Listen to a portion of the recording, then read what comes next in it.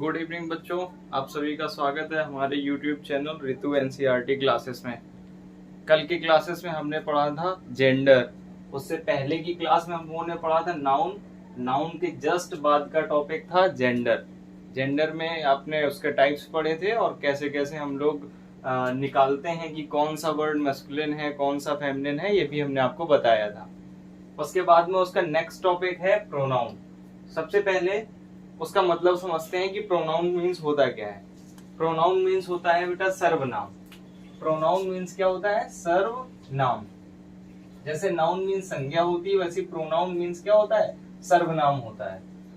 इसकी डेफिनेशन होती है the word which is used in place of a noun. Means वे शब्द जो नाउन के स्थान पर प्रयोग किए जाते हैं उनको क्या बोलते हैं? Pronoun. The word which is used in place of a noun, वे शब्द जो संज्ञा के स्थान पर प्रयोग किए जाते हैं उनको प्रोनाउन बोलते हैं। और वे शब्द होते कौन कौन से हैं? आपको एग्जांपल में इस तरफ दिखाई दे रहा होगा। आई, वी, ही, सी, इट, दे और यू। नाउन में हमने पढ़ा था जितने भी नाम होंगे, किसी व्यक्ति का नाम होगा, स्थान का नाम होगा, वस्तु का नाम होगा, वे सारे चीजें नाउन होंगी। मीन्स आपके जितने भी नाम होंगे वो क्या होंगे? नाउन होंगे। वैसे ही प्रोनाउन में हमने पढ़ा है जो संज्ञा के स्थान पर प्रयोग होंगे वो प्रोनाउन होंगे, और जिसके एग्जाम्पल होंगे आई, वी, ही, सी, इट और दे और यू। ठीक, अब आपके दिमाग में आ रहा होगा कि संज्ञा के स्थान पर कैसे प्रयोग करेंगे आई, वी, ही, सी, इट का। तो देखो पहला एग्जाम्पल हम लोगों के पास में है Mohan is a good player, he is a bowler. Mohan एक अच्छा खिलाड़ी है और वह क्या है? वह एक बॉलर है। देखो मोहन एक अच्छा खिलाड़ी है, ठीक, उसके बाद में ही इज ए बॉलर भी लिखा है। ठीक, तो मोहन की जगह ही तो ये ही का प्रयोग किया गया है। जैसे दूसरा example, Sohan is my brother, mean Sohan मेरा भाई है। ही इज ए टीचर, और वह क्या है? अध्यापक। तो सोहन मेरा भाई है, सोहन ही तो एक अध्यापक है, तो सोहन के स्थान पर ही तो ये ही का प्रयोग हुआ है। तो हमने वही बताया है जब किसी भी नाउन के प्लेस पे हम लोग जो वर्ड यूज करते हैं वही क्या होते हैं? प्रोनाउन होते हैं। तो मीन्स पहले वाले जो एग्जांपल है Mohan is a good player, means Mohan एक अच्छा खिलाड़ी है, ही इज ए बॉलर। तो मोहन ही तो बॉलर है, तो मोहन ही के ही जगह तो ही का प्रयोग किया है। मीन्स दोनों में जो ही है वो मोहन के स्थान पर आ रहा है। पहले वाले में मोहन के स्थान पर आ रहा है, दूसरे वाले में सोहन के स्थान पर आ रहा है। मीन्स जो नाउन की जगह जो भी वर्ड यूज हो रहे हैं वही हमारे क्या होंगे? प्रोनाउन होंगे। ठीक, प्रोनाउन 8 टाइप्स के होते हैं। कितने? 8। Pronoun are divided in 8 parts. ठीक, फर्स्ट क्या है? Personal pronoun. पर्सनल प्रोनाउन का हिंदी मतलब होता है व्यक्तिवाचक सर्वनाम। पर्सनल प्रोनाउन, पर्सनल प्रोनाउन का होता है व्यक्तिवाचक सर्वनाम। व्यक्तिवाचक सर्वनाम में जितने हमने यहाँ पर एग्जाम्पल लिखे हुए हैं वो सारे पर्सनल प्रोनाउन होते हैं।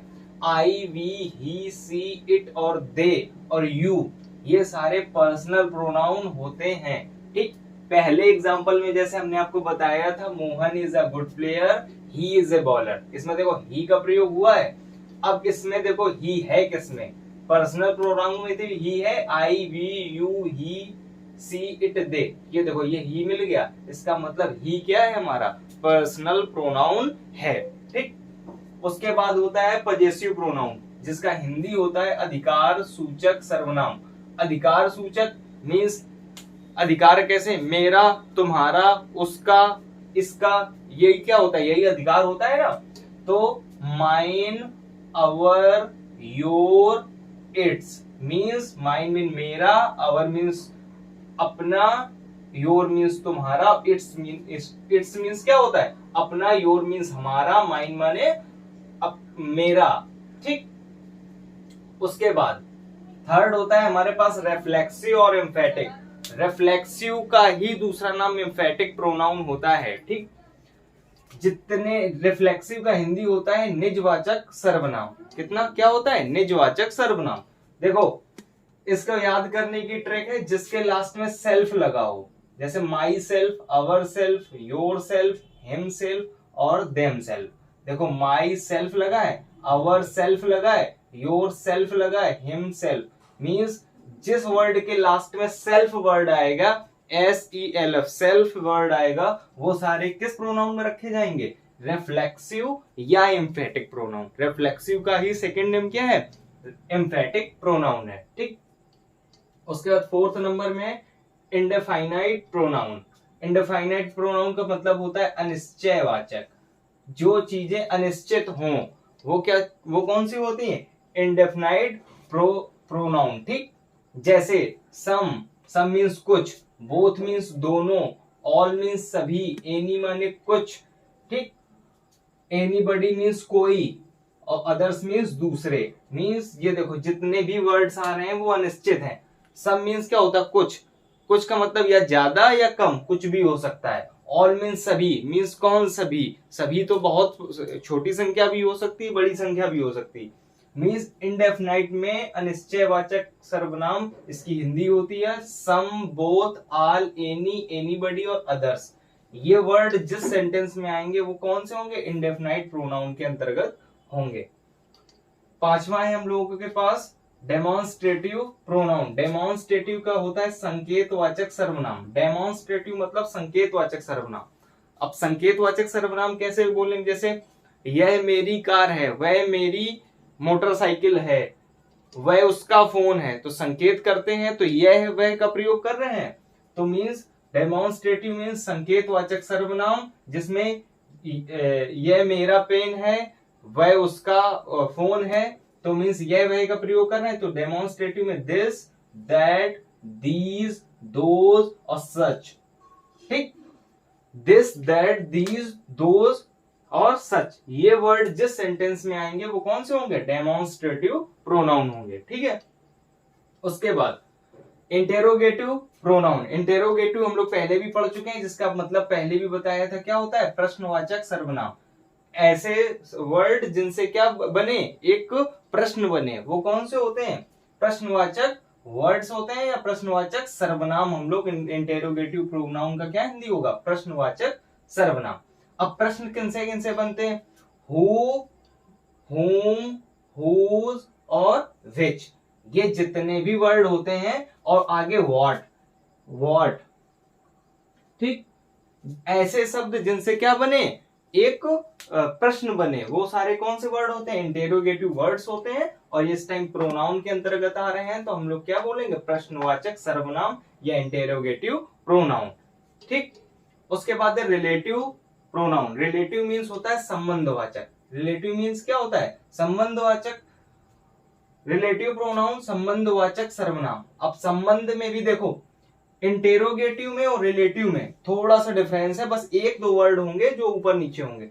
हु इसमें आया, हु इसमें भी आया, हुम इसमें आया, हुम इसमें भी आया, हु जिसमें आया, विच भी आया, विच भी आया, केवल दैट। अब यहां से एक क्वेश्चन बनता है कि दैट हमारा कौन सा प्रोनाउन है। तो एक ये मोस्ट इंपॉर्टेंट क्वेश्चन है कि जो दैट है हमारा एक रिलेटिव प्रोनाउन की तरीके वर्क करता है। कोई भी पूछे कि दैट कौन सा प्रोनाउन है, तो आपको सीधे सीधे बताना है दैट हमारा रिलेटिव प्रोनाउन है। ठीक, दैट हमारा रिलेटिव प्रोनाउन। उसके बाद में डिस्ट्रीब्यूटिव मीन्स होता है परस्पर वाचक। परस्पर वाचक सर्वनाम। डिस्ट्रीब्यूटिव प्रोनाउन मीन्स परस्पर वाचक सर्वनाम।